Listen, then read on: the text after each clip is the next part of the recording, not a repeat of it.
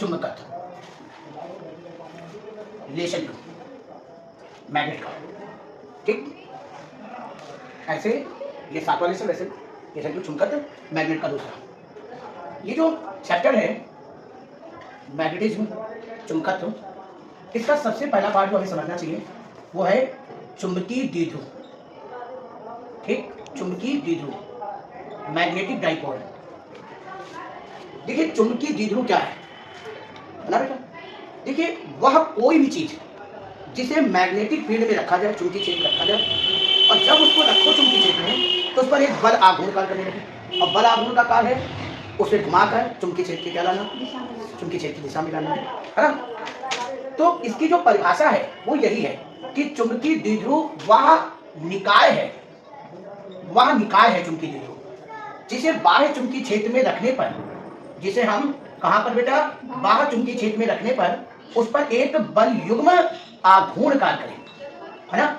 उस पर एक बल युग्म आघूर्ण कार्य करे जो उसे, उस निकाय को घुमाकर चुंबकीय क्षेत्र के क्या ले आए, समांतर, या चुंबकीय क्षेत्र दिशा बोलो, या चुंबकीय क्षेत्र के समांतर ले।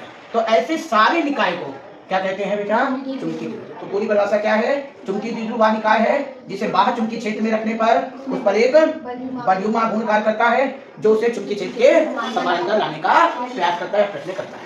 अब इसके उदाहरण कौन कौन से, अब जैसे इसके उदाहरण कौन कौन से ये समझे। जैसे आपका धारावाही लूप, जो आपके धारावाही लूप होते हैं, है ना, जिसमें धारा का प्रवाह हो, वो सब किसके उदाहरण है, चुंबकीय द्विध्रुव के। जैसे दंड चुंबक, है ना बेटा, दंड चुंबक एक चुंबकीय द्विध्रुव का उदाहरण, जो बार मैग्नेट होता है, लैब में हम लोग यूज करते हैं नॉर्थ और साउथ वाला, ये भी। ऐसे ही धारावाही परिनालिका, ये सब किसके उदाहरण हैं, चुंबकीय द्विध्रुव के। तो ये परिभाषा भी इंपॉर्टेंट है, चुंबकीय द्विध्रुव किसे कहते हैं। तो चुंबकीय द्विध्रुव वह निकाय है जिसे बाह्य चुंबकीय क्षेत्र में रखने पर उस पर एक बल युग्म आघूर्ण कार्य करता है जो उसे चुंबकीय क्षेत्र के समांतर लाने का प्रयास करता है, प्रयत्न करता है। ठीक, बात समझ में आ गई, क्लियर हो गया। इसके बाद इसमें आता है बेटा एक नंबर जो एक बड़ी अच्छी प्रूविंग है, एक समान चुंबकीय क्षेत्र में, एक समान चुंबकीय क्षेत्र में धारावाही लूप को रखने पर लगने वाला बल युग्म आघूर्ण। ठीक, तो एक समान चुंबकीय क्षेत्र में, एक समान चुंबकीय क्षेत्र में, ठीक, चुंबकीय क्षेत्र में धारावाही लूप को रखने पर लगने वाला बल युग्म आघूर्ण, ये क्या होता है। ठीक, तो सबसे बड़ी बात इसका चित्र समझ आना, तो बहुत कठिन टास्क है, ये चित्र कैसे बनेगा और इस पे कैसे वर्क होगा। बाकी क्योंकि चित्र समझ में आ जाएगा तो सारी फिर व्याख्या बिल्कुल आसान है। सबसे पहले आप यहाँ ध्यान दें, इसमें एक समान चुंबकीय क्षेत्र का मतलब क्या है। तो इसके पहले वाले चैप्टर में बताया गया कि जब चुंबकीय बल रेखाएं परस्पर एक दूसरे के क्या हो जाए, समांतर हो, तो उसे हम क्या कहते हैं, एक समान चुंबकीय क्षेत्र। तो ये देखिए यहाँ पर हमने ये चुंबकीय बल रेखाएं जो है परस्पर एक दूसरे के क्या बनाई बेटा, समांतर बना दी, ये एक समान चुंबकीय क्षेत्र हो। अब हमने इस एक समान चुंबकीय क्षेत्र में एक धारावाही, है ना बेटा, एक धारावाही लूप रख दिया निश्चित रूप से P Q R S। इसमें एक धारा बह रही, एक लूप से एक सिरे धारा जा रही, एक सिरे से वापस आ रही। ये जो लूप है ये अपनी अक्ष के परितः, ये जो लूप है ये अपनी अक्ष के परितः क्या कर रही है बेटा, घूर्णन गति कर रही, घूम रही है। ठीक, हमने ये पढ़ा कि जब कोई धारावाही लूप किसी चुंबकीय क्षेत्र में रखा जाता है तो उस पर एक क्या काम करता है ना, उस पर एक बल युग्म नहीं, बल। जब कोई धारावाही चालक चुंबकीय क्षेत्र में रखा जाएगा तो उस पर एक बल कार्य करेगा। और ये लूप इस तरह से रखा गया है कि इसकी जो अक्ष होगी वो चुंबकीय क्षेत्र की दिशा के साथ कुछ ना कुछ कोण पर होगी। अभी दिखाएंगे इसका सेकंड फिगर में। ये एक धारावाही लूप हुआ, ये एक समान चुंबकीय क्षेत्र में अपनी अक्ष के परितः घूमेगी। और वो क्यों घूमेगी, इस बल के प्रभाव में। क्यों, क्योंकि जब इसमें धारा प्रवाहित करेंगे तो उस पर क्या काम करेगा, बल। और इस बल की दिशा फ्लेमिंग के बाएं हाथ के नियम से ज्ञात की जा सकती है। अब ऐसे समझो, जब PQ भुजा पे ध्यान देना, तो PQ भुजा पर धारा, चुंबकीय क्षेत्र आपका इधर जा रहा है, PQ भुजा पर धारा कहाँ जा रही है, ऊपर की ओर। तो बताइए बल कहाँ लगेगा, तो अब इस पर जो बल लगेगा वो अंदर की ओर है। अब इसका उल्टा समझे, इस आर एस भुजा पर ये देखिए चुंबकीय क्षेत्र है, धारा कहाँ आ रही है, तो बल कहाँ लग रहा है, बाहर की ओर। तो ये अंदर की ओर और ये बाहर की ओर। ये जो लूप लिया है हमने, ये एक आयताकार लूप है, इसकी लंबाई L है ना बेटा, और चौड़ाई कितनी है, लंबाई L और चौड़ाई B है। एक आयताकार लूप है, ठीक। ये इसका फोर्स लग रहा है इस पे, किसकी भुजा पे दिखाया, PQ और RS पर। PQ भुजा में कहां पर, अंदर की ओर, RS भुजा में कहां की ओर, ठीक। इसी तरह यदि हम QR पे बात करेंगे तो QR पे जो बल लगेगा वो ऊपर की ओर काम कर रहा होगा, है ना, क्योंकि ये जो अक्ष है ये चुंबकीय क्षेत्र में किसी कोण के साथ रखी जाएगी कॉइल, है ना। तो जो धारा जाएगी वो ऊपर वाली भुजा पे ऐसे कहीं बह रही हो, क्योंकि ये लूप थोड़ी सी तिरछी रखी है। अब चुंबकीय क्षेत्र ऐसा है तो इस पे बल कहाँ लगेगा, ऊपर की ओर लगेगा। और इसी तरह जो PS भुजा है इस पे बल कहाँ लगेगा बेटा, नीचे की ओर। अब क्योंकि आयताकार लूप है तो इस पे जब हम PQ और RS भुजा पर लगने वाले बल की बात करें, ठीक है बेटा, तो बताओ PQ व RS पर बल की बात करें, है ना बेटा, PQ व RS पर बल निकालें। सोच के बताओ ये बल कितना होगा बेटा, F1 बराबर F2 बराबर I B L sine theta, और थीटा का मान 90 डिग्री। अब ये 90 डिग्री कैसे, समझ गया कि नहीं समझ गया, क्योंकि या तो बल कहाँ लग रहा होगा, अंदर की ओर, या लंबवत बाहर की ओर, ठीक। तो अब F1 बराबर F2 बराबर क्या लग जाएगा बेटा, IBL बन जाएगा, ठीक है बेटा।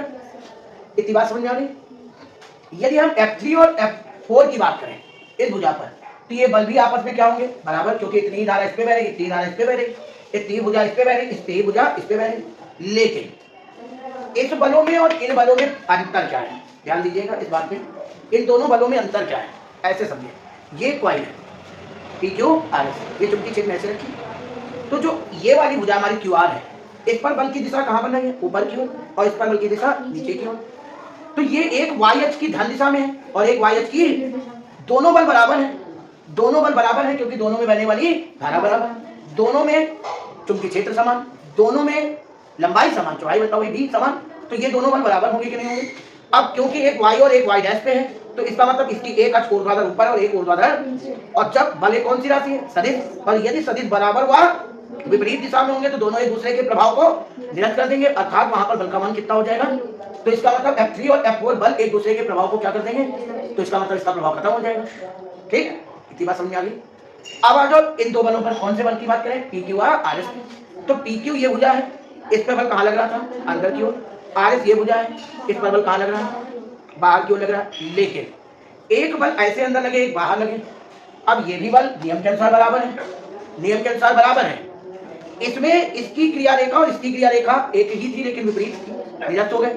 इसमें क्रिया रेखा एक नहीं मानी जाएगी, एक इस जगह पे काम कर रहा है एक, तो एक की क्रिया रेखा ये बन गई, एक की क्रिया रेखा ये बन गई, तो इन दोनों की क्रिया रेखा एक कहाँ हुई, है ना, अलग अलग क्रिया रेखा है, एक इस जगह पर काम कर रहा है एक उस जगह पर। उसमें क्या था, एक क्रिया रेखा दोनों थे, दोनों विपरीत थे, इसलिए इसका प्रभाव निरस्त हो गया, लेकिन इनका प्रभाव निरस्त नहीं होगा, ठीक। तो फिर ये क्या काम करेंगे, तो हमें एक पश्चिम की बात याद होनी चाहिए, बलयुग्म क्या होता है, बलयुग्म, बलयुग्म का मतलब बलों का जोड़ा, बलयुग्म का मतलब बलों का जोड़ा। तो इसका मतलब कम से कम कितने बल होने चाहिए, दो बल होने चाहिए, दोनों बल बराबर होने चाहिए, दोनों बल विपरीत होने चाहिए, दोनों बल समांतर होने चाहिए, और दोनों की क्रिया रेखा भिन्न भिन्न होनी चाहिए, क्रिया रेखा भिन्न भिन्न होनी चाहिए। क्या ये सारी स्थिति को फॉलो करने की नहीं करने पड़ेगी, देखिए क्या ये दोनों बल बराबर है, ठीक, दोनों बल क्या है, विपरीत है, एक अंदर एक कहाँ है। क्या दोनों बल समांतर है, एक बिल्कुल समांतर है, क्योंकि ये रेखा समांतर है, एक अंदर, तो यदि हम इसको पढ़ेंगे तो दोनों समांतर है। और दोनों की क्रिया रेखा क्या होनी चाहिए, तो एक इस रेखा पे काम कर रहा है, एक इस रेखा पर, तो इसका मतलब ये क्या बनाएंगे बेटा, एक बलयुग्म बना लेंगे, बनाएंगे बेटा। अब बलयुग्म में यदि किसी भी वस्तु पर काम करते हैं, चोटी में हम लोग बलयुग्म लगाते हैं, घुमाते हैं घुमाते हैं, है ना, बोतल के ढक्कन खोलते बलयुग्म लगाते हैं लगाते हैं, तो बलयुग्म का काम होता है घुमाना। तो फिर यहाँ पर ये जो F1 और F2 एक बलयुग्म की तरह काम करेंगे, तो फिर ये पूरे कार्य को क्या करेंगे, और घुमाकर इसको क्या लाने की कोशिश करेंगे, समांतर लाने का प्रयास करेंगे, ठीक, समझ में आया आपकी बात, कोई दिक्कत। अब हम इसका सेकंड फिगर बनाते हैं, क्योंकि हम तो अब ये समझ गए कि ये एक बलयुग्म है, ठीक। अब इनका घुमाएंगे तो बलयुग्म आघूर्ण, क्योंकि बलयुग्मों के द्वारा जब किसी में आघूर्ण आ जाए, घुमाने की प्रवृत्ति आ जाए, आघूर्ण घुमाने की, तो फिर उसके लिए हमें दो चीजें चाहिए, एक तो बलयुग्म तो चाहिए, और फिर वो क्रिया रेखा के बीच की लंबवत दूरी चाहिए। अब वो हम कैसे निकालें क्रिया रेखा के बीच की लंबवत दूरी, ध्यान दीजिएगा, यहाँ पर ये चुंबकीय क्षेत्र है, ठीक है बेटा, ये चुंबकीय क्षेत्र जिसका परस्पर समांतर रेखा है। अब इस पे आपने एक अपनी ये क्वाइल रख रखी है, थोड़ा ध्यान दें, ध्यान देंगे, समझ में आ जाएगा, फिर कोई दिक्कत है बता दें। ये देखिए, ठीक, ये जो हमने कुंडली की अक्ष बनाई है, ये देखिए कुंडली की अक्ष, देखिए अक्ष, ये वाली ये भुजा है क्यूआर, ठीक, क्यूआर। अब ये कुंडली की अक्ष चुंबकीय क्षेत्र के साथ कितने कोण पर है? जो क्वाइल की अक्ष है वो चुंबकीय क्षेत्र की दिशा के साथ कितने कोण पर है? थीटा पर। तो मतलब इसमें जो धारा उतर रही है यहाँ से ऐसे रही, इसकी चौड़ाई बेटा भुजा की कितनी है बेटा बताओ? ये तो बी है, क्योंकि हमने इसको कितनी चौड़ाई मानी थी बेटा? बी मानी थी बेटा। अब तुम यहाँ से बेटा ऐसे समझो, इसमें लंबी रखना, ठीक, ऐसे सोच के बताओ, ये थीटा है तो ये थीटा होगा इस नियम से, शीर्षा, ठीक, शीर्षा उन्मुख हो गया। अक्ष लंबवत गुजरती है, उसमें इसका मतलब ये 90 डिग्री होना चाहिए अक्ष, थीटा हटा दो तो ये कितना बचेगा? अक्ष लंबवत होती है, थीटा हटा दो तो ये कितना होगा? 90 माइनस, कहीं ना कहीं ये लंबवत है तो फिर कहीं ना कहीं यहाँ पर थीटा बन जाएगा, ये 90 माइनस थीटा, ये 90, ये थीटा नहीं बनेगा यहाँ जाकर, ठीक। अब सोचो, ध्यान से देखो, ये जो आई धारा है ये क्यू पर आ रही है, ऊपर की ओर आ रही है, आ रही ना बेटा, तो धारा चल रही है ऊपर की ओर, क्यू की ओर आ रही है, तो क्योंकि ये आ रही है तो इसलिए यहाँ पर धारा आई आ, मतलब ये ऊपर की ओर आ रही है, जबकि आर सिरे से धारा कहाँ जा रही है? नीचे की ओर जा रही है, तो इसको यहाँ पर क्रॉस लगाकर क्या लिख देंगे बेटा? आई डाउन, नीचे जा रही है। यहाँ पर कुंडली की अक्ष चुंबकीय क्षेत्र की दिशा के साथ कितने कोण पर थी? यहाँ पर थीटा कैसे पहुंचे समझ गए? थीटा 90 माइनस थीटा 90 और ये थीटा, इतनी बात समझ में आ गई। अब आप ये बताओ, क्योंकि हमने इसमें एक देखिए बल, ये पूरी देखिए F1 कोई एक बिंदु पे तो काम करेगा नहीं, F1 तो इस पूरी भुजा पे काम कर रहा होगा, है कि नहीं? तो इस भुजा को हमने थोड़ा समझने के लिए ये बल लगा लिया और इस पे ये बल ये लगा दिया, ये F1 बल और ये F2 बल। और जबकि बल आघूर्ण निकालने के लिए हमें दो चीजें चाहिए होती है, एक बल युग्म में से किसी एक बल का परिमाण, दूसरा क्रिया रेखा के बीच की लंबवत दूरी, क्रिया रेखा के बीच की, तो एक बल इस क्रिया रेखा पर है, दूसरा बल ये क्रिया रेखा पर है, तो बीच की लंबवत दूरी तो ये बनी, लंबवत दूरी ये बनी ना। अब इस दूरी को हम कैसे निकालेंगे? थीटा के सामने ये क्या है?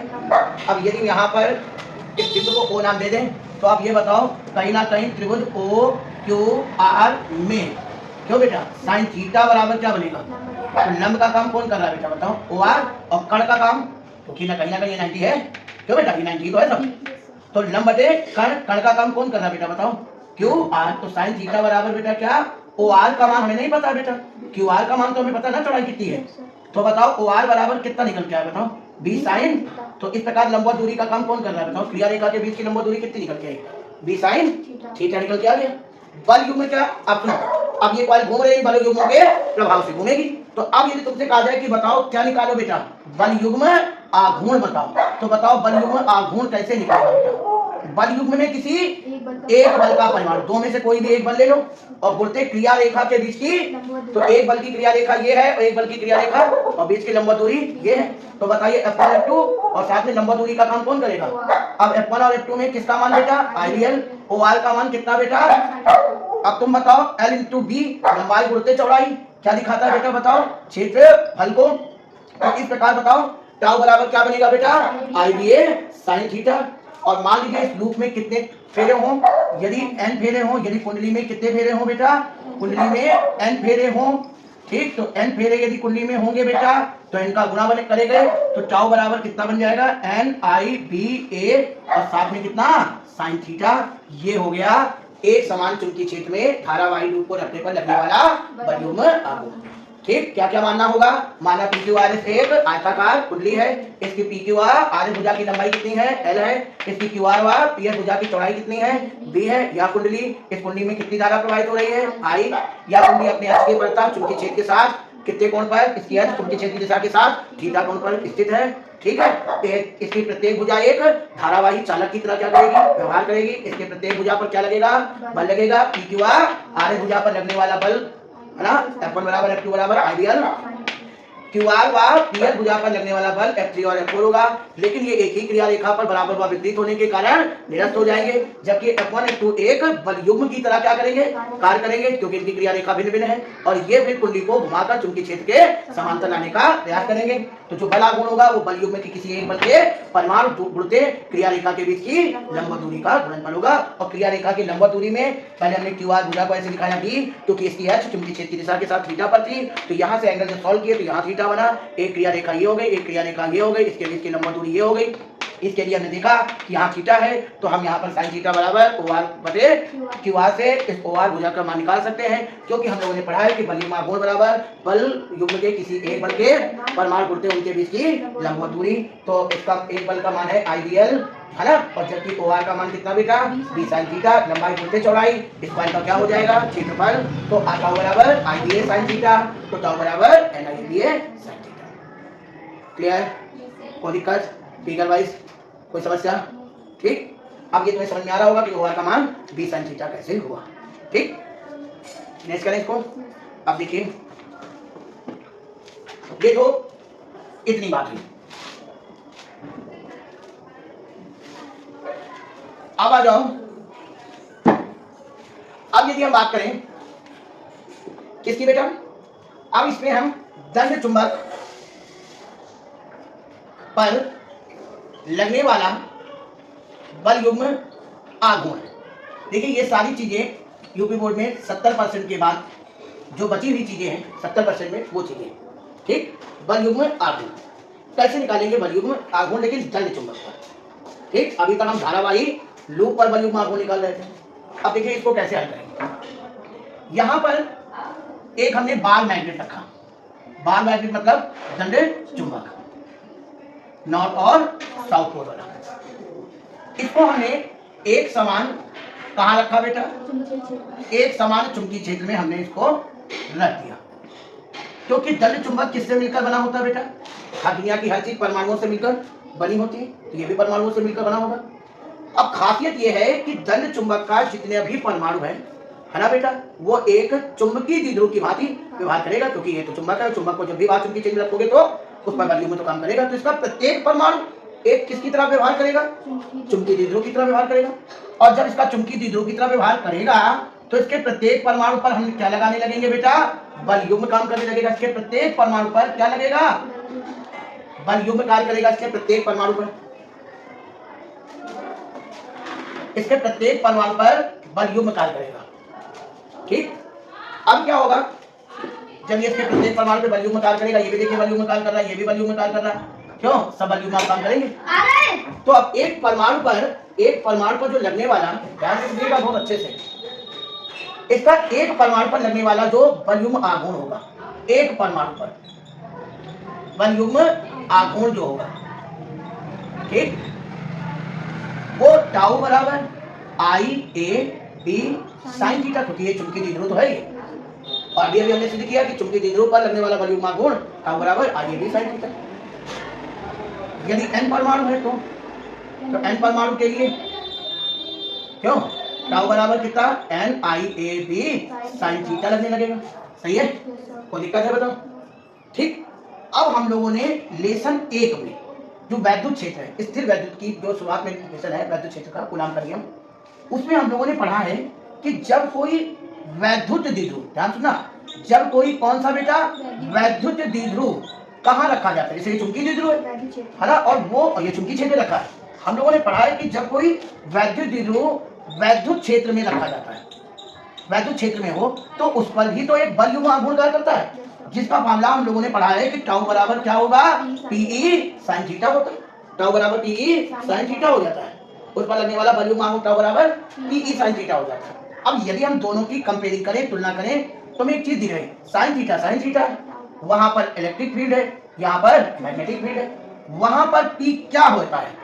वैद्युत द्विध्रुव आघूर्ण। तो फिर यहाँ पर एन आई ए क्या होगा? चुंबकीय द्विध्रुव आघूर्ण।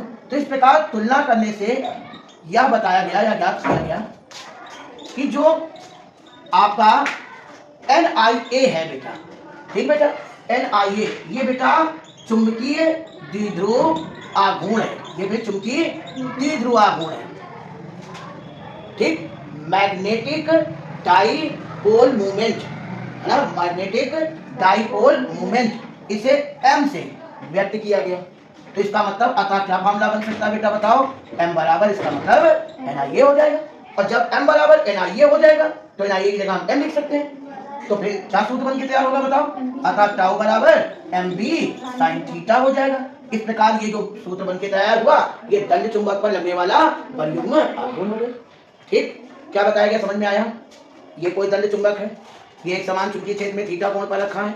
इसका प्रत्येक परमाणु एक किसकी तरह व्यवहार करेगा, चुंबकीय द्विध्रुव की तरह व्यवहार करेगा, है ना। और जब किसी चुंबकीय द्विध्रुव को हम बाह्य चुंबकीय क्षेत्र में रखते हैं तो उस पर एक बलयुग्म कार्य करता है, तो उसके एक परमाणु पर लगने वाला बलयुग्म आघूर्ण कितना होगा, टाउ बराबर IAB sin थीटा, क्योंकि ये पूरा चुंबक कई परमाणुओं से मिलकर बना होता है, मान लो n परमाणु से मिलकर बना, तो फिर टाउ बराबर क्या होगा।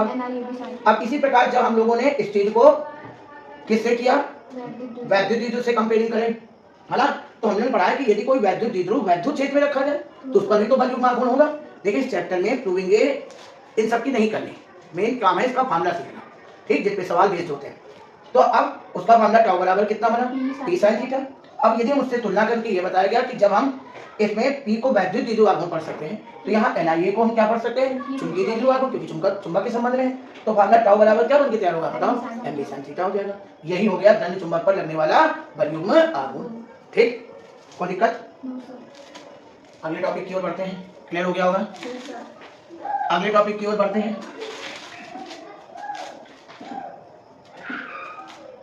अगले टॉपिक पे यदि हम आगे बढ़े तो अगले टॉपिक पे आपका बात ये आती है चुंबकीय, किसके बारे में बेटा बात करेंगे, चुंबकीय द्विध्रुव आघूर्ण क्या होता है। समझ में आ रही बात, चुंबकीय द्विध्रुव आघूर्ण की बात। अभी तक हम लोग चुंबकीय द्विध्रुव समझ रहे थे, है ना, पहले हमने चुंबकीय द्विध्रुव की परिभाषा समझाई, फिर हम लोगों ने धारावाही लूप का चुंबकीय आघूर्ण बताया, फिर दंड चुंबक पे आए, अब हम चुंबकीय द्विध्रुव आघूर्ण की बात करें। अब बताओ चुंबकीय द्विध्रुव आघूर्ण पे यदि हम बात करेंगे, टॉपिक समझना, तो जैसा कि अभी अभी हम लोगों ने इसको डेरिवेट किया, हम जानते हैं कि टाउ बराबर क्या होता है, mb sin थीटा होता है ना बेटा, ठीक। अब यहां पर इस चीज को समझो, यदि थीटा का मान कितने डिग्री हो जाए, 90 डिग्री हो जाए, और जो b का मान हो चुंबकीय क्षेत्र 1 न्यूटन बटे एम्पियर मीटर हो जाए, तो अपने आप समझो टाउ का मान, टाउ नहीं बल्कि टाउ मैक्स, क्योंकि जब हम साइन का अधिकतम मान ले रहे हैं तो ये टाउ नहीं बल्कि टाउ मैक्स हो जाएगा, क्यों, किसी भी सूत्र में यदि ट्रिग्नोमेट्री आता है और हम उसका मैक्सिमम मान यूज कर लिया तो ये होगा। अब टाउ मैक्स बराबर किसका मान आएगा बताओ, टाउ मैक्स बराबर किसका बेटा मान, m का मान। कोई दिक्कत है, टाउ मैक्स बराबर m हो जाएगा। अब इस चीज को समझो, अब यहां से हम परिभाषा देना चाहें तो क्या देंगे बताओ, जब किसी चुंबकीय द्विध्रुव को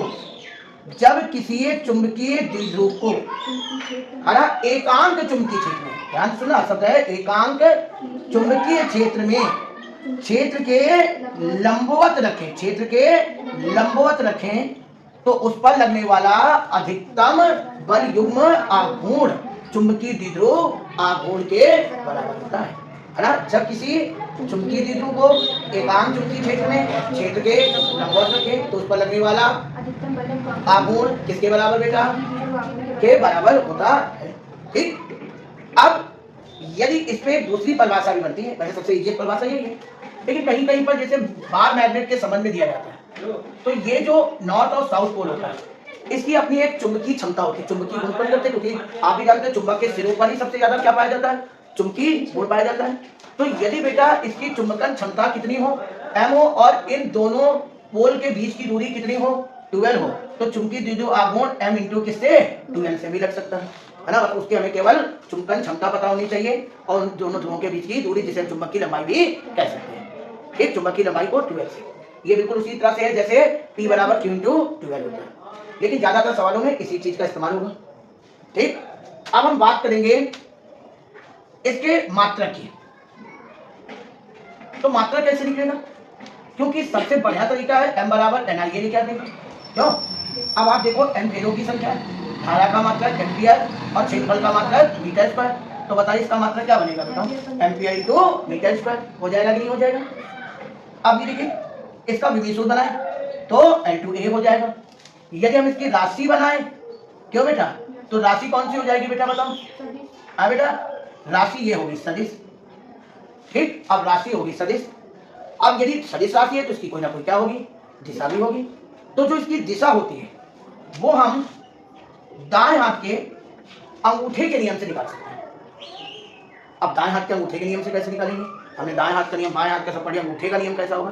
तो अंगूठे का नियम ऐसे होगा कि मान लीजिए किसी लूप में क्या बह रही है, धारा बह रही।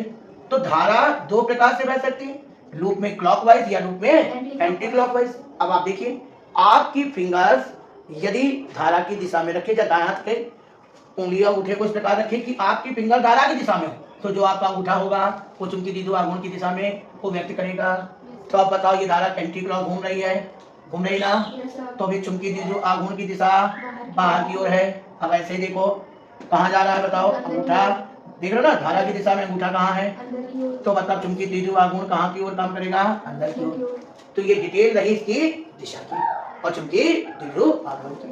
ठीक, अब इसके संबंध में भी कुछ चीजें बताई गई। क्लियर हो गया? कोई दिक्कत है? अब आ जाओ, इसके संबंध में कुछ बेसिक चीजें बताई गई हैं जिसका फार्मूला हम लोग का यूज करते रहते हैं, कंडीशन में भी यूज होता रहता है, फार्मूला तो है ही जो है। जैसे कौन कौन सी चीज, जैसे आपसे पूछा जा सकता है चुंबकीय सवाल में केवल चुंबकीय द्विध्रुव को घुमाने में किया गया कार्य, इसकी बेसिक प्रूविंग तो कहाँ होती है?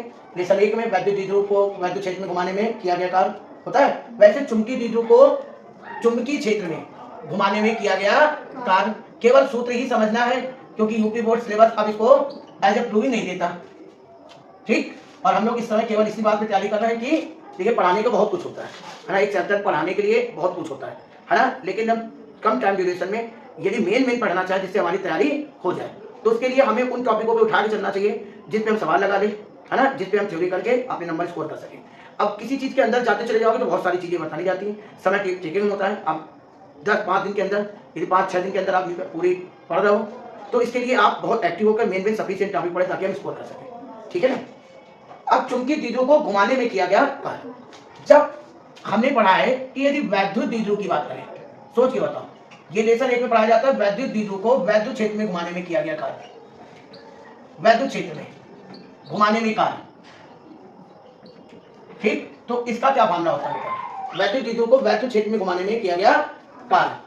यदि हम इसके फार्मूले की बात करें तो बहुत पॉपुलर फार्मूला लेसन 1 में उसकी प्रूविंग भी होती है कि W बराबर क्या होता है बेटा बताओ, PE, W बराबर होगा PE 1 minus cos theta, W बराबर 1 minus PE 1 minus cos theta. अब हमारा तो उद्देश्य चुंबकीय द्विध्रुव को चुंबकीय क्षेत्र में घुमाने में किया गया कार्य है, तो अब यही चीज जब हम चुंबकीय द्विध्रुव के संबंध में पढ़ेंगे, न्यूमेरिकल कभी आ जाए ऐसा, तो अब बताओ इसमें क्या बदलाव आएगा?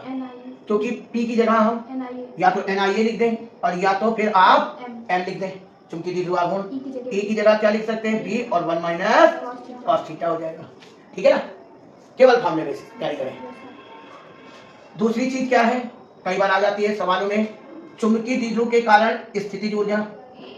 तो चुंबकीय द्विध्रुव के कारण स्थितिज ऊर्जा है ना बेटा, स्थितिज ऊर्जा, इसका फार्मूला भी सवाल कई बार आ जाता है। प्रूविंग वाइज कभी नहीं आती चीजें, फार्मूले वाइज ही तैयार करने हैं। ठीक, तो देखें लेसन 1 में जबकि सारी चीजें कराई जाती व्यवस्थित तरीके से, और इसमें कुछ करना है, बिल्कुल वही पैटर्न अपनाना जो लेसन 1 में विभव और वैद्युत क्षेत्र में इसके कराए जाते हैं। अब उसमें ये याद करो, इसका फार्मूला होता है U बराबर माइनस का PE cos थीटा हो जाता है। ये वैद्युत द्विध्रुव के कारण है, क्यों? ये वैद्युत द्विध्रुव के कारण है।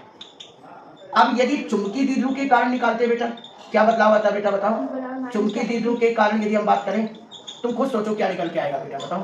U बराबर माइनस का MB cos थीटा, माइनस का MB cos थीटा।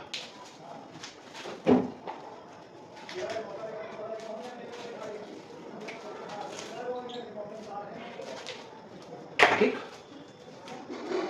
अब चलो ये तो ठीक है, कोई बात नहीं, फार्मूले वाइज बात समझ में आई। ठीक, फार्मूले वाइज बात समझ में आ गई, कोई दिक्कत नहीं। लेकिन इसमें भी स्थायी और अस्थायी का भी ध्यान चलता है। कई बार पूछ लेते हैं स्थायी संतुलन के लिए चुंबकीय द्विध्रुव की स्थिति क्या होता है, सवालों में केवल। अब स्थायी संतुलन का होता है ये समझो, स्थायी संतुलन का यहाँ क्या मीन्स है? तो स्थायी संतुलन का यहाँ मीन्स है कि जब उस पर कोई बल युग्म कार्य ना करे, और बल युग्म कार्य नहीं करेगा तभी वो स्थिर हो पाएगा, स्थायी हो पाएगा। क्यों? और ये तभी काम करेगा, नहीं करेगा जब वो चुंबकीय द्विध्रुव चुंबकीय क्षेत्र के क्या रख दिया जाएगा, समांतर। क्योंकि जब कोई भी जब भी कोई भी चुंबकीय द्विध्रुव चुंबकीय क्षेत्र के समांतर रखोगे, बल युग्म का काम क्या है, उसे घुमाकर चुंबकीय क्षेत्र के क्या लाना, समांतर लाने का। और तुमने ऑलरेडी उसको क्या रखा है, समांतर रखा है, तो क्या उस पर बल काम करेगा। और जब कोई बलाघूर्ण नहीं, तो यही तो स्थिति कौन सी स्थिति है, स्थायी संतुलन। तो स्थायी संतुलन के लिए थीटा का मान कितना होगा, और जब थीटा का मान 0 होगा तो u बराबर कितना बनेगा बेटा, mb cos 0। cos 0 का मान कितना, 1 होगा। ठीक है बेटा। अब यदि कभी अस्थायी संतुलन की बात करें, अस्थायी संतुलन के लिए बेटा क्या स्थिति होती है बेटा, तो अस्थायी संतुलन तब होता है जब आप जैसे उसको 180 डिग्री पर रखें, मतलब जो आपकी चुंबकीय क्षेत्र की दिशा हो, है ना बेटा, वो उसके अगेंस्ट रखा जाए। पारमैग्नेट जैसे आपको वहां पढ़ाया जाता है, याद करो, वैद्युत द्विध्रुव की बात करो। वैद्युत द्विध्रुव में क्या होते हैं, कितने आवेश होते हैं बेटा, प्लस की और माइनस की। ठीक है बेटा। वैद्युत क्षेत्र किधर से किधर काम करता है, प्लस से माइनस की।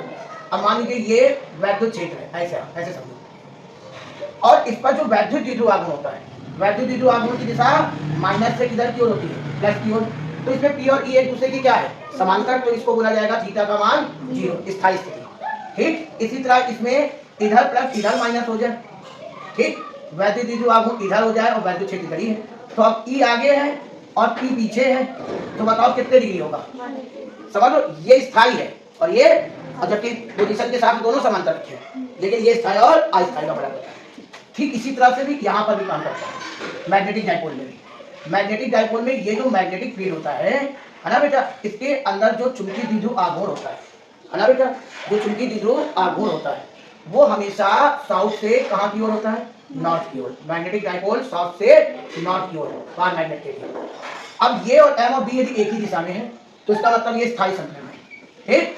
और लेकिन यदि यही बार मैग्नेट में ये N ये S मतलब M इधर हुआ और B इधर है, तो फिर ये स्थिति कौन सी स्थिति है, 180 की, अर्थात अस्थायी स्थिति। आज क्लियर होगा, कोई दिक्कत है, स्थायी समझ गए। ठीक। जब M और B क्या हो, एक दिशा में, तो स्थायी। अब M और B एक दूसरे के क्या हो, विपरीत हो, तो वो क्या हो गया, अस्थायी। यहां तक बात समझ में आ गई। ठीक। अब आ जाओ, यदि हम बात करें इसके आगे के पोजीशन की, तो अब हम पढ़ेंगे, अभी हम लोगों ने किया क्या काल पढ़ा, अब हम लोगों ने क्या पढ़ा, स्थितिज ऊर्जा के सूत्रों के बारे में।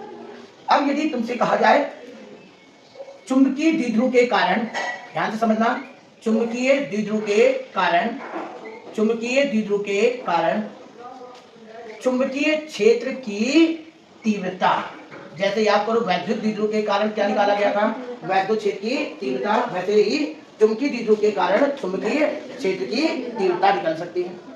ठीक। तो यहाँ पर भी कौन सी स्थिति प्राप्त होगी बेटा, बताओ, अच्छी स्थिति, और कौन सी स्थिति, निरक्षीय स्थिति। तो पहले हम अच्छी स्थिति पे डिस्कशन करेंगे। ठीक। अच्छी स्थिति में क्या है, देखिए, अच्छी स्थिति के लिए पहले हमें उस वैद्युत द्विध्रुव की अच्छी स्थिति के बारे में पता होना चाहिए। जब हम वैद्युत द्विध्रुव हम लोगों ने पढ़ा था, ठीक, जब लोग वैद्युत द्विध्रुव पढ़ते हैं, ये प्लस होता है और ये माइनस होता है, और इसके अच्छी स्थिति पर हम वैद्युत द्विध्रुव आघूर्ण की बात करते हैं बेटा, वैद्युत क्षेत्र की तीव्रता की बात करते हैं। तो वैद्युत द्विध्रुव आघूर्ण की दिशा माइनस से किधर होती है। अब तुम बताओ, अच्छा, धन आवेश के कारण, अब यहाँ पर जो डिस्टेंस नापी जाती है, हम थोड़ा सा हिंट दे दे रहे हैं, ये L होता है, क्यों, ये दूरी L होती है, और ये पूरी दूरी हमने क्या मानी, R, तो ये R माइनस कितना, L, R माइनस L होगा कि नहीं होगा। और ये दूरी फिर L होती है, क्योंकि हम वैद्युत द्विध्रुव में आवेशों के बीच की दूरी 12 ही लेते हैं, और सामान्यतः हम दूरी कहाँ से नापते हैं, मध्य बिंदु से, क्योंकि वो उसका द्रव्यमान केंद्र माना जाएगा। ठीक। R माइनस L और ये R प्लस L, थोड़ी सी हिंट लेते हैं ताकि हमें चीजें समझ में आ जाए। अब सुनो, यहाँ पर धन आवेश के कारण वैद्युत क्षेत्र आगे की ओर होता है, क्योंकि धन आवेश के कारण बल रेखा अनंत की ओर जाती है, और ऋण आवेश के कारण बल रेखाएं अनंत से आवेश की ओर आती हैं।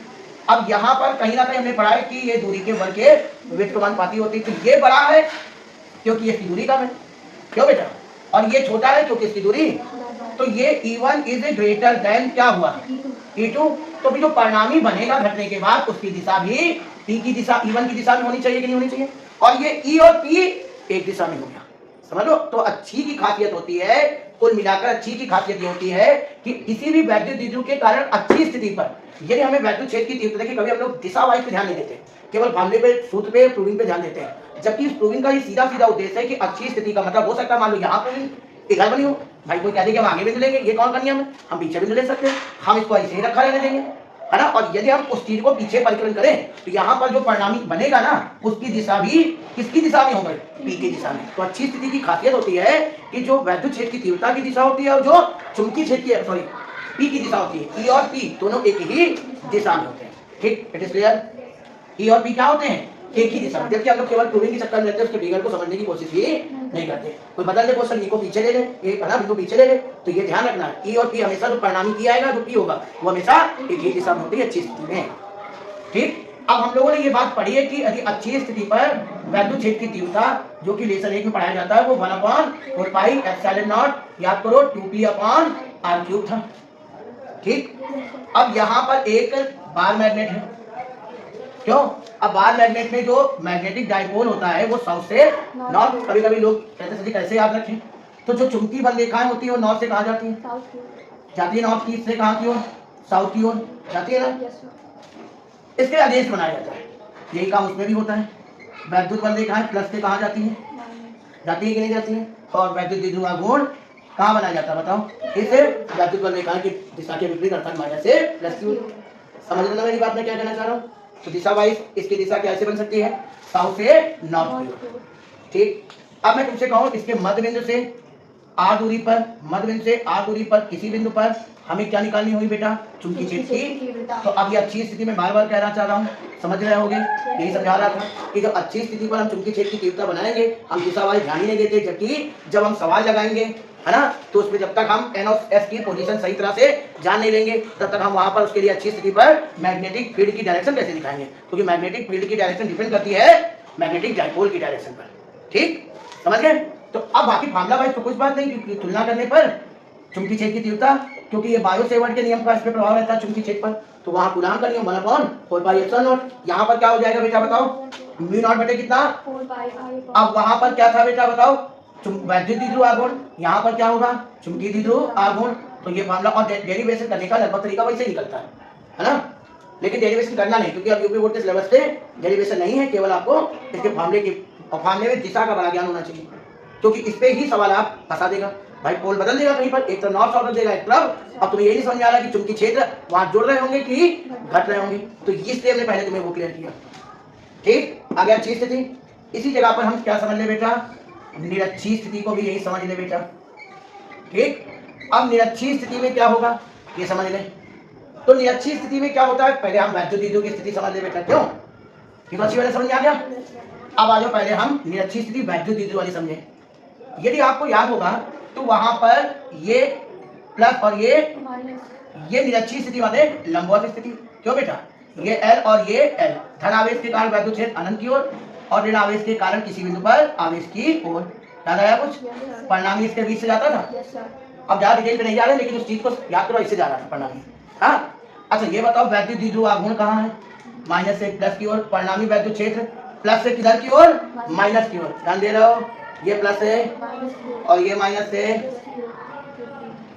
क्लियर नहीं हुआ क्या, ये दोनों एक दूसरे के क्या होंगे, जो इस अच्छी स्थिति पर जो ई और पी होता है ये एक दूसरे के क्या होता है, विपरीत होता है, समांतर होगा और विपरीत होगा। उसमें पी और ई क्या था, एक ही दिशा में था, इसमें ई और पी क्या है, एक दूसरे के विपरीत दिशा में होता है। समझ लो ना मेरी बात को।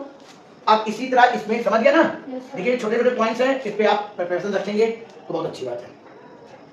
अब यदि हम बात करें तो आगे बेटा ये मान लीजिए आपके पास नॉर्थ और ये आर दूरी पर कोई बिंदु है। ठीक ठीक, अब सबसे पहले बताओ इसका मैग्नेटिक डाइपोल मूवमेंट कहाँ होगा, साउथ से नॉर्थ की ओर। ठीक, अब यहाँ पर यदि इसका परिणामी निकालोगे तो बताओ ये एम के क्या होगा, विपरीत होगा। यही मैं कहना चाह रहा हूँ, है ना। निरक्षीय स्थिति में एम और बी एक दूसरे के क्या होंगे, विपरीत होंगे। और क्योंकि उस पर आपने पढ़ा मामला E बराबर कितना 1/4 pi epsilon not P upon, ये वैद्युत द्विध्रुव के कारण होता है, क्यों बेटा। अब यदि हम किसके कारण बात करें, चुंबकीय द्विध्रुव के कारण। ठीक, तो चुंबकीय द्विध्रुव के कारण बी बराबर कितना बेटा बनता है, यहाँ पर म्यू नॉट बटे कितना 4 पाई और यहाँ पर एम अपॉन आर क्यूब। और डायरेक्शन सवाल लगानी पड़ जाए तो इस पे तैयारी कर लेंगे, कोई दिक्कत। अब आपको बता दें इस चैप्टर में जो आपका चुंबकत्व में प्रतिचुंबकी, अनुचुंबकी, लौह चुंबकी ये सारी चीजें थी, ये सब हट चुकी हैं। 30% में कुछ नहीं पूछा जाना है, इसका 1% है ना। आप यूपीएमएसपी के सिलेबस में देख लें, सारी चीजें आपको हटी हुई मिलेंगी। ठीक, इसमें एक चीज अभी भी मौजूद है, चुंबक का परमाणुवीय मॉडल। ठीक, इसको जरा ध्यान से पढ़ लें, चुंबक का परमाणुवीय मॉडल। सुनिएगा, चुंबक का परमाणुवीय मॉडल क्या होता है। प्रत्येक पदार्थ छोटे छोटे कणों से मिलकर इसे परमाणु कहते हैं। ठीक, परमाणु के मध्य में एक धनावेशित भाग होता है इसे, और नाभिक के चारों ओर ऋणावेशित इलेक्ट्रॉन विभिन्न कक्षा में क्या करते हैं, चक्कर लगाते हैं, मतलब परिक्रमा करते हैं। चक्कर लगाते हैं मतलब परिक्रमा करते हैं। ठीक, इनके परिक्रमा करने से, इनके परिक्रमण करने से, जो परिक्रमा कर लो, परिक्रमण कर लो, इनके परिक्रमण जो चक्कर लगाते हुए इलेक्ट्रॉन होते हैं ना बेटा, ये भी एक चुंबकीय द्विध्रुव की तरह क्या करते हैं, व्यवहार करेंगे। क्यों चुंबकीय द्विध्रुव की व्यवहार करेंगे, क्योंकि कहीं ना कहीं आवेश है, इनके बीच बल लग रहा होगा, वैद्युत बल है ना, बल तो लगेगा। और ये आवेश, घूमता हुआ आवेश चुंबकीय क्या उत्पन्न करता है, क्षेत्र, क्योंकि गतिमान आवेश तो चुंबकीय क्षेत्र बना ही सकता है ना। तो ये जो चक्कर लगाते हुए इलेक्ट्रॉन होते हैं ना बेटा, ये एक चुंबकीय द्विध्रुव की तरह क्या करते हैं, व्यवहार करते हैं। और जो चुंबकीय द्विध्रुव की तरह व्यवहार करेंगे तो फिर ये क्या उत्पन्न करेंगे बेटा, चुंबकीय द्विध्रुव आघूर्ण क्षेत्र, नहीं चुंबकीय द्विध्रुव। तो इसका मतलब इलेक्ट्रॉनों के परिक्रमण के कारण है ना बेटा, इलेक्ट्रॉनों के परिक्रमण के कारण क्या उत्पन्न होता है बेटा, चुंबकीय द्विध्रुव आघूर्ण। देखिए हम उसी सिलेबस पे जा रहे हैं जो यूपीएमएसपी पर इस समय मौजूद है ना। ठीक, पढ़ाने के लिए हमने कहा कोई बड़ी बातें नहीं होती, लेकिन हम कम समय में जब ज्यादा मटेरियल पढ़ने की कोशिश करेंगे तो हम सक्सेस नहीं हो सकते, है ना। तो बेसिक पे ध्यान दीजिएगा।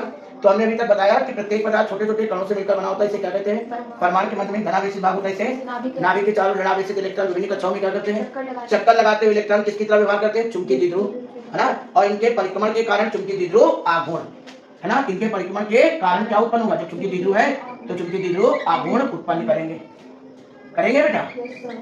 अब केमिस्ट्री वाले ये बात बाद में डिक्लेयर कर चुके हैं कि ये इलेक्ट्रॉन, पहले तो यही बताया गया था कि इलेक्ट्रॉन क्या चक्कर लगा रहे, दर्पण ने ये बात कही थी कि इलेक्ट्रॉन नाभिक के चारों क्या करना है, चक्कर लगा। लेकिन बाद की खोजों से पता चला कि ये इलेक्ट्रॉन न केवल चक्कर लगा रहे नाभिक के, बल्कि अपनी धुरी पर भी क्या कर रहे हैं, घूम रहे हैं। इसी घटना को इलेक्ट्रॉनों का चक्रण कहते हैं। धुरी पर क्या करना बेटा, घूमना, धुरी पर, अपनी धुरी पर घूमना, ये इलेक्ट्रॉनों का क्या कहलाता है, चक्रण। स्पिन क्वांटम संख्याएं आपने पढ़ी होंगी, चक्रण क्वांटम संख्याएं इसी कारण निकलवाई जाती है, क्योंकि इलेक्ट्रॉन न केवल परिक्रमा करता है बल्कि अपनी धुरी पर भी क्या करता है, घूमता है। इसे इलेक्ट्रॉनों का क्या कहते हैं। और इलेक्ट्रॉनों के चक्रण के कारण भी, अब घूमेगा आवेश तो इलेक्ट्रॉनों के चक्रण के कारण भी क्या उत्पन्न होगा, चुंबकीय द्विध्रुव आघूर्ण उत्पन्न होता है। चक्रण के कारण भी चुंबकीय द्विध्रुव आघूर्ण उत्पन्न होगा, परिक्रमण के कारण तो था ही था, और चक्रण के कारण भी चुंबकीय द्विध्रुव आघूर्ण। लेकिन जब तक वो एक परिक्रमा करेगा तब तक वो क्या कर लेगा, कई चक्कर लगा लेगा, कई है ना, परिक्रमा करने की जगह बल्कि कई क्या कर लेगा, चक्कर लगा लेगा। सही है कि नहीं। हमने कहा एक चक्कर लगाओ, और तुम घूमते हुए, जैसे पृथ्वी सूर्य का चारों चक्कर एक साल लगाती है, लेकिन अपनी दूरी पर वो 24 घंटे में, इसका मतलब पूरे 365 दिन में 365 बार तो घूम ही सकती है। तो इसका मतलब इलेक्ट्रॉन जब तक एक परिक्रमा करेगा तब तक वो कई चक्कर लगा चुका होगा, और परिक्रमण के कारण भी चुंबकीय द्विध्रुव आघूर्ण उत्पन्न होता है, और चक्रण के कारण भी चुंबकीय द्विध्रुव आघूर्ण उत्पन्न होता है। लेकिन परमाणु का अधिकांश भाग, चुंबकीय द्विध्रुव आघूर्ण का अधिकांश भाग किसके कारण उत्पन्न होगा बेटा, इलेक्ट्रॉनों के चक्रण के कारण। तो पूरे परमाणु का चुंबकीय द्विध्रुव आघूर्ण होता है, पूरे परमाणु का जो चुंबकीय द्विध्रुव आघूर्ण होता है, संपूर्ण परमाणु का उसका अधिकांश भाग, है ना, उसका अधिकांश भाग किसके कारण होता है बेटा, इलेक्ट्रॉनों के चक्रण के कारण होता है, क्योंकि वो कई गुना उत्पन्न कर चुका होता है। क्यों बेटा, इसी व्याख्या को ही चुंबक का क्या कहते हैं बेटा, परमाणुवीय मॉडल। प्रत्येक पदार्थ छोटे छोटे कणों से मिलकर क्या होता है, इसे परमाणु के मध्य में एक धनावेशित भाग होता है, इसे नाभिक के चारों ऋणावेशित इलेक्ट्रॉन विभिन्न कक्षाओं में क्या करते हैं, चक्कर लगाते हैं या परिक्रमा करते हैं। इलेक्ट्रॉन चुंबकीय द्विध्रुव की तरह व्यवहार करते हैं, इनके कारण क्या उत्पन्न होता है, चुंबकीय द्विध्रुव आघूर्ण उत्पन्न होता है। ये इलेक्ट्रॉन अपनी धुरी पर भी क्या करते हैं, घूमते हैं। इसे इलेक्ट्रॉनों के चक्कर के कारण भी क्या उत्पन्न होता है, चुंबकीय द्विध्रुव आघूर्ण उत्पन्न होता है ना। लेकिन परमाणु में चुंबकीय द्विध्रुव आघूर्ण, संपूर्ण परमाणु में चुंबकीय द्विध्रुव आघूर्ण का अधिकांश भाग किसके कारण होगा, इलेक्ट्रॉनों के चक्कर के कारण। यहाँ से 70% चुंबकत्व का समाप्त होता है। इसके बाद आपका चल कुंडली धारामापी शुरू हो जाएगी। ठीक, इसके बाद